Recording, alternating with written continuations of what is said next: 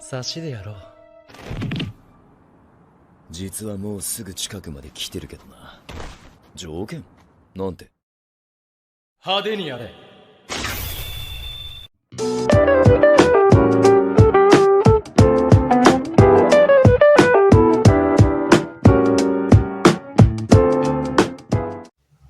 Generiodan atau kelompok laba-laba ini merupakan kumpulan orang-orang berbahaya dengan kemampuan yang luar biasa dalam pekerjaannya untuk membunuh, merampok, dan mensabotase. Pemimpin mereka bernama Krollo Lucifer dan dia membawahi 10 anggota laba-laba lainnya.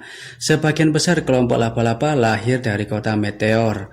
Setiap anggota laba-laba memiliki tato laba-laba di tubuh mereka dan memiliki nomor pada masing-masing setiap anggota.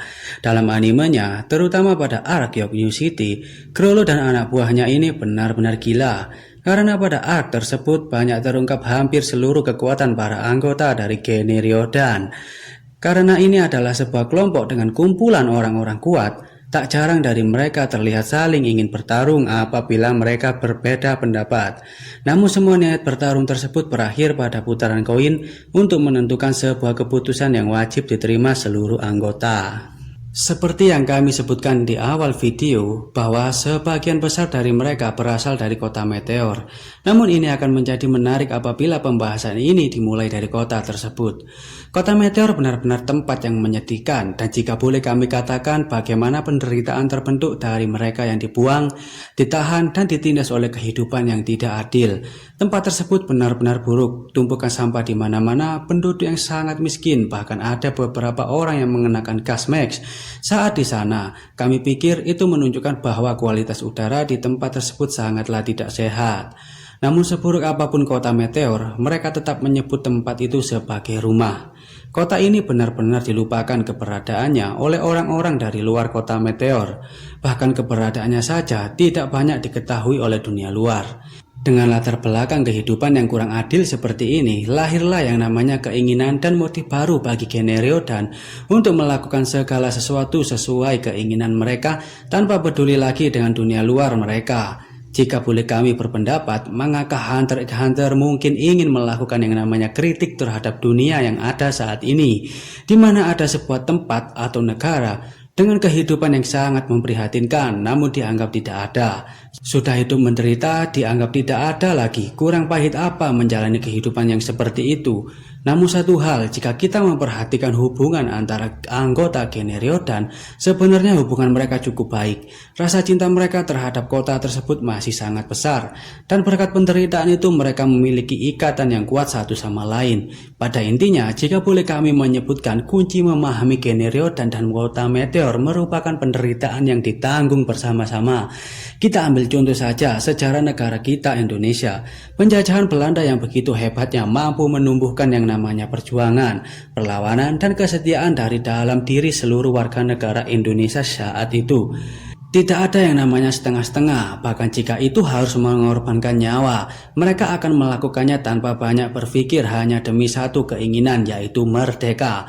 Sama halnya dengan Generiodan, sewaktu akan membersihkan kota dari para semut, kita melihat bagaimana komentar mereka soal kota tersebut, bagaimana kekompakan mereka, bahkan mereka sempat bercanda satu sama lain sesudah mengalahkan Ratu Semut di kota Meteor. Ketika mereka berada di luar kota tersebut pun, atau saat menjalankan misi, mereka masih tetap digerakkan oleh satu hal yang sama, yakni penderitaan yang lahir dan mereka rasakan bersama. Pada intinya, apabila seluruh orang merasakan hal yang sama pada kondisi tertentu tanpa ada perbedaan, kami yakin persatuan dan perjuangan akan lahir dengan sendirinya. Namun apabila masih ada ketimpangan sosial di sekitar kita, tetapi slogan nasionalisme atau cinta tanah air didengungkan di mana-mana, kami rasa itu percuma, karena bagaimana mungkin persatuan akan berdiri apabila satu naik Mercy, satu naik Mikrolet. Generiodan dan bahkan para pejuang negara Indonesia sudah menunjukkan kepada kita kalau persatuan dan kebersamaan akan lahir dari rahim yang sama, yakni kesetaraan. Setara penderitaannya, setara kebahagiaannya. Generiodan sendiri tidak begitu mentolerir perpecahan di antara kelompok. Bahkan jika itu harus kehilangan Krollo sebagai seorang pemimpin, mereka harus menerimanya ketimbang laba-laba yang hancur. Keputusan seperti itu dibuat oleh Krollo sendiri sebagai seorang pemimpin, dan dia menyampaikan apapun yang terjadi padanya, laba-laba harus tetap ada. Akan tetapi kelihatannya para anggota Generiodan lainnya tetap merasa kalau mereka tetap akan mempertimbangkan keselamatan Chrollo dan keutuhan laba-laba. Ini semua terbukti ketika mereka lebih memilih melakukan pertukaran dengan Kurapika daripada harus berkonfrontasi dengan Kurapika secara langsung. Hal menarik lainnya dari Generiodan adalah ketika Chrollo bertindak sebagai dirijen saat peperangan di luar kota semakin menggila. Ini sangat indah menurut kami. Chrollo menggerakkan tangannya memainkan simfoni kematian seakan dia tahu kemana dan harus bertindak seperti apa kelompoknya.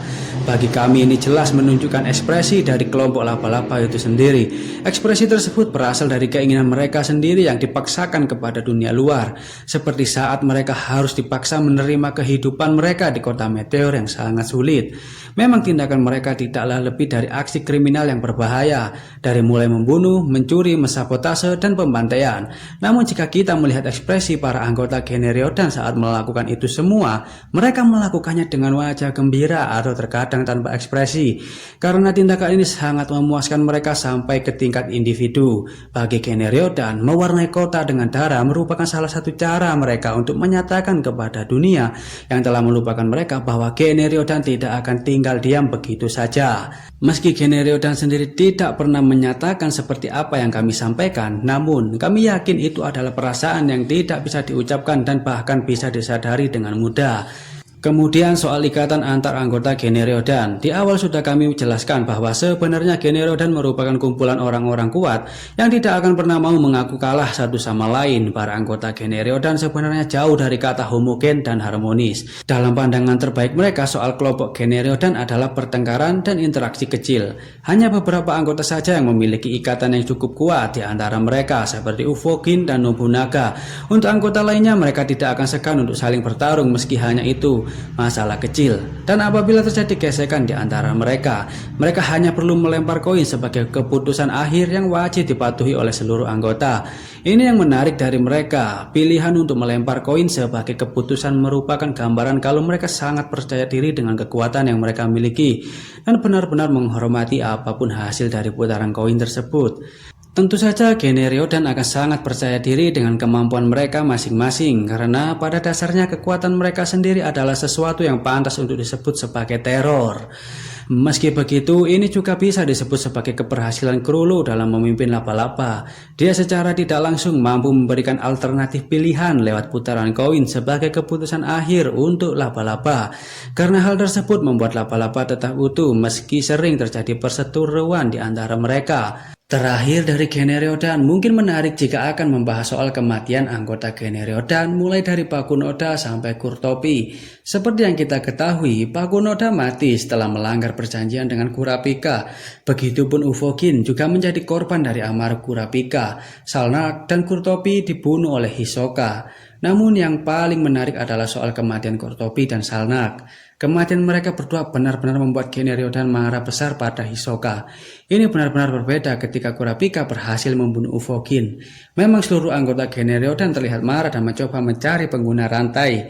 Namun semuanya selesai ketika mereka menyadari satu hal dari Gon dan Killua soal pertukarannya lewat Bakunoda. Karena secara tidak langsung mereka mengucapkan terima kasih kepada Gon berkat ketulusan Gon itu sendiri. Namun berbeda kasus dengan Hisoka. Dia dengan jelas memprovokasi Generiodan tanpa memikirkan apa yang telah dia perbuat. Setelah kalah melawan Chrollo, dia bahkan membunuh anggota lainnya lalu dengan jelas mengatakan kalau dia akan tetap memburu anggota Generiodan. Otomatis hal tersebut dianggap Generiodan sebagai penghinaan dan Hisoka sangat layak untuk diburu. Ada dua yang bisa kita pahami dari keputusan yang diambil oleh Generiodan saat melihat teman-temannya mati. Pertama, mereka yang sebenarnya tidak begitu terikat satu sama lain akan cukup peduli pada rekannya apabila mereka memiliki hubungan dekat secara individu seperti Ufogin dan Nobunaga. Namun yang menarik kali ini sifat haus darah mereka bisa berhenti setelah tahu alasan sebenarnya dari Bakunoda. Ketika Bakunoda menjelaskan apa yang sebenarnya terjadi saat ketika dia berjumpa dengan pengguna rantai. Artinya mereka masih bisa menilai sesuatu dengan baik apabila memang kondisi tersebut bisa diterima oleh mereka semua. Kedua, sikap benci mereka terhadap Hisoka. Emang gokil nih Hisoka, bisa-bisanya kelompok Genryodan dibikin marah. Sebenarnya sikap Genryodan yang seperti ini sangat wajar apabila kita memperhatikan bagaimana Hisoka memperlakukan Genryodan dengan seenaknya. Pada awalnya memang semua setuju dan menerima keinginan Hisoka untuk bertarung dengan bos mereka, Chrollo Lucifer. Bahkan mereka memberikan syarat pada Hisoka cuma satu, agar mau membantu mereka mencarikan orang yang memiliki kemampuan untuk membersihkan Nen. Karena seperti yang kita ketahui, Chrollo sedang terikat oleh Genjel milik Kurapika. Akan tetapi murka Genryodan bermula dari sini. Setelah kekalahan Hisoka saat melawan Chrollo, bukannya tobat, malah dia tetap memprovokasi mereka semua. Oleh karena itu, apabila kita boleh pahami, mereka sebenarnya tidak hanya bertindak sebagai mesin pembunuh saja. Mereka juga digerakkan oleh perasaan, kebanggaan, dan pemahaman yang baik tentang suatu masalah yang mereka hadapi.